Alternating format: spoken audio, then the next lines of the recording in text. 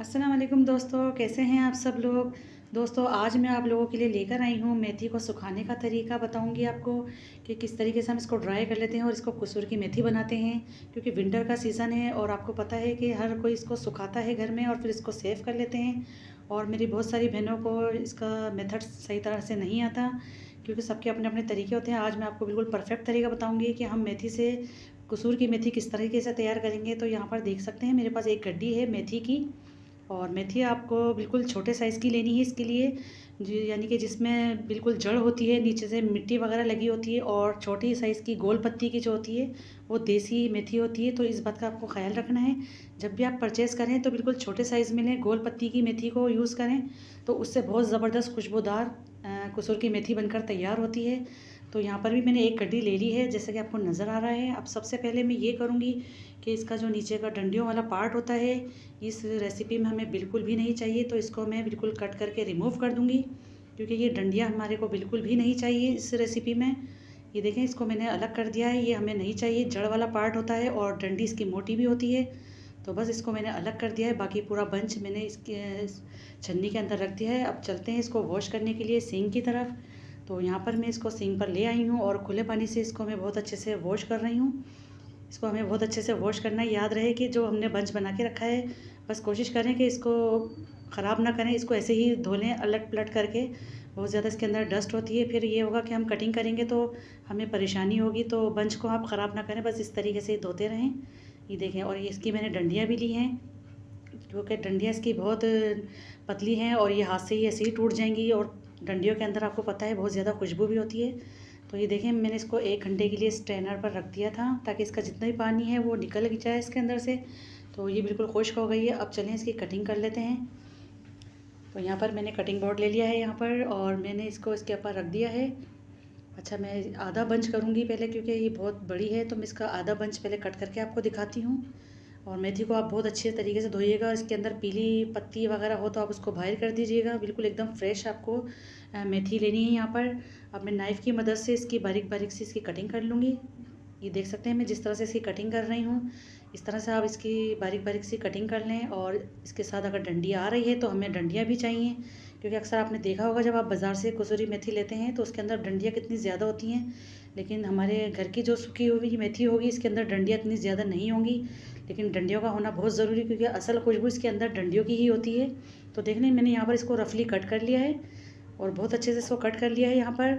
तो मैं इसको एक बड़े बर्तन में इसको शिफ्ट कर दूँगी। आप थाल ले लें या फिर ट्रे ले लें, तो उसके अंदर इसको बिल्कुल फैला दें। इसको निकाल कर पहले मैं सारी कटिंग कर लेती हूँ, और इसको एक ट्रे पे मैं इसको फैलाती जाऊँगी, क्योंकि मेथी अभी गीली है और ताज़ा है मेथी। तो बस इस बात का हमें ख्याल रखना है।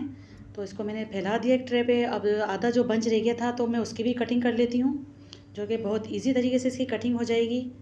तो जिस तरह से ये बनकर आती है बाज़ार से, तो हम इसी तरह से इसका बंच ले लेंगे और इस तरह से इसको कट करते जाएंगे। तो इसलिए मैंने इसको बिखेरा नहीं था, जब मैंने इसको वॉश किया तो तरीके से धोया था, ताकि मुझे मेहनत करना ना पड़े। तो देखिए, मैं इसकी बिल्कुल रफली कटिंग कर रही हूँ। बस कोशिश करें कि कटिंग आपकी बहुत ज़्यादा बारीक होनी चाहिए, तो ही एकदम आपकी क्रिस्पी बनकर तैयार होगी कसूरी मेथी। तो यहाँ पर देखिए, मैंने इसको अभी ऐसे ही फैला दिया, लेकिन मैं इसको किसी टिश्यू पेपर में रखूँगी। आप चाहें तो मलमल का कपड़ा भी ले सकते हैं, या फिर अखबार वगैरह उस पर फैला दें इसको। और इस तरह से दिन में 1 से 2 बार इसको उल्टा पलटा करके आप इस तरह से फैला सकते हैं इसको। अब इसको मैं रखूँगी रूम टेम्परेचर में, छाँव में रखूँगी। इसको हमें सनलाइट बिल्कुल भी नहीं दिखानी, क्योंकि अगर इसको ज़रा सी भी सनलाइट लग जाती है तो ये बिल्कुल ख़राब हो जाएगी, पीली पड़ जाएगी। और सबसे अहम बात कि इसके अंदर से खुशबू ज़ाइल हो जाती है, चली जाती है। तो मैं 3 दिन के बाद आपको इसका रिज़ल्ट दिखाऊँगी। इसको अलट पलट करके मैं इसको बिल्कुल ड्राई कर लूँगी, लेकिन रूम टेम्परेचर में करूँगी। इसको हमें धूप बिल्कुल भी नहीं दिखानी। तो मैं आपको इसका रिज़ल्ट दिखाऊँगी तकरीबन 3 दिन के बाद। 3 दिन के बाद मैं आपसे मिलती हूँ।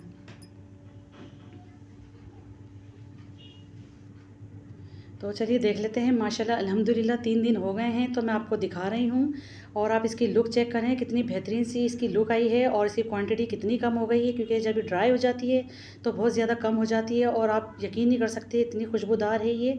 इसको मैंने बिल्कुल रूम टेम्परेचर में रखा है, इसको मैंने सनलाइट बिल्कुल भी नहीं दिखाई, वरना इसका मॉइस्चर तो ख़त्म हो जाता, लेकिन इसकी खुशबू भी चली जाती अगर हम इसको धूप दिखाते तो। लेकिन मैंने इसको कमरों में रखा है, पंखे के नीचे रखा है, और ये बहुत अच्छे से ड्राई हो गई है। तो मैं अब इसका लुक भी आपको चेक करा देती हूँ। ये देखिए माशाल्लाह से कितनी और कलरफुल कितनी है, कितनी एकदम ग्रीन रंग की है। आपको बाज़ार से कभी भी इस तरह से नहीं मिलेगी ये कसूर की मेथी। तो ये देखिए कितनी क्रिस्पी हो रही है और यकीन मानिए हाथ पे लेते ही इसका चूरा बन रहा है। देखिए कितनी ज़बरदस्ती चूरा बन गया है इसका बिल्कुल, और कितना ग्रीन कलर है इसका, परफेक्ट कलर है। आप इस चीज़ को चेक करिए। और मैंने देखें डंडी रिमूव नहीं करी थी क्योंकि डंडियों में ही असल खुशबू होती है। तो यहाँ पर अगर आपको किसी वजह से लगे कि इसमें अभी थोड़ी नमी बाकी है तो एक दिन आप इसको और हवा के नीचे रख दें। अब मैं आपको इसको सेव करने का तरीका भी बताऊँगी।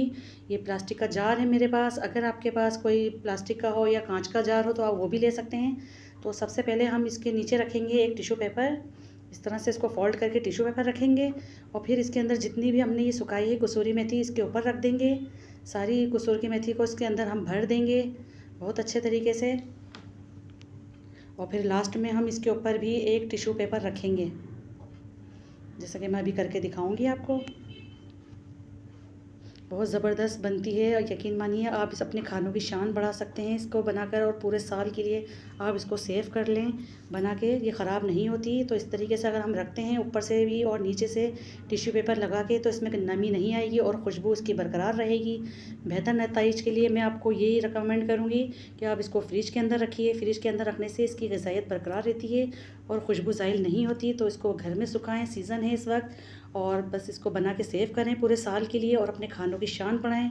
खुशबूदार और ग़िज़ायत से भरपूर अपने खानों को तैयार करें इस तरह से इसको बना के। तो मुझे उम्मीद है आपको आज की मेरी ये रेसिपी ज़रूर पसंद आई होगी।